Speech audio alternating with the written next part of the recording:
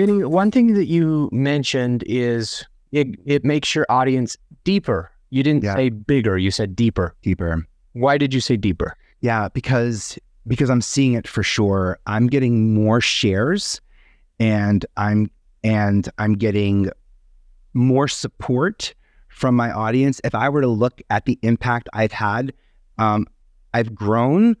Yes, I have grown, I would say maybe 30%, but the relationship I have with listeners, I don't know how to say this other than when I'm on LinkedIn Live and I hear someone's voice or I see someone's face or I see a profile that I recognize and we've never met, that's like beauty to me.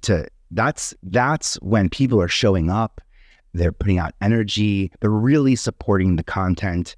I think that's important. I got this whole weird energy around repurposing content. People are reactive to the content they create. They create content and then they're actually surprised that they have to like promote it or market it or put it out on social. Like they're like, I have to repurpose, something that I created. And television, I'm given a 30-minute show, 7 30-second commercials, 2 15-second spots, 1 audio only. I have a list of content that I need because in TV, I have locations and distributions for all of those. So there's a need. I'm working backwards from a quota. And podcasting, we tend to not work backwards from a quota. We tend to create space as opposed to fill space. So by creating deeper relationships with my audience, I've been able to better understand who's going to support my content. And now when I drop content, whether it's a newsletter, an episode, or a short, I have people who are waiting to support the content as opposed to me wondering who's going to support it. And they're waiting for me because I'm working backwards from a quota. Like I'm delivering high value content that I know they want and need. And it's not just people, it's businesses as well. And it's niche art accounts and it's niche pop culture accounts on Instagram. It's people who have a daily need to post content that I know I can reach out to and work backwards because they have a need of content. And if I show them as a source, not as a storyteller, I'm not pitching you one social media thing to help me out with. I'm pitching you Christina Milian and Mandy Moore, and like the greatest year, the golden decade of MTV is what I can bring to the table as a source. So who is your audience? Who is your perfect listener of your podcast? Yeah. The perfect listener of my podcast is millennials to Gen X, people who have a fascination for TV and understanding, probably grew up watching TV, are looking to step into new media as well. I'm very nurturing, and there's most of my one-on-ones come from the TV landscape, whether they're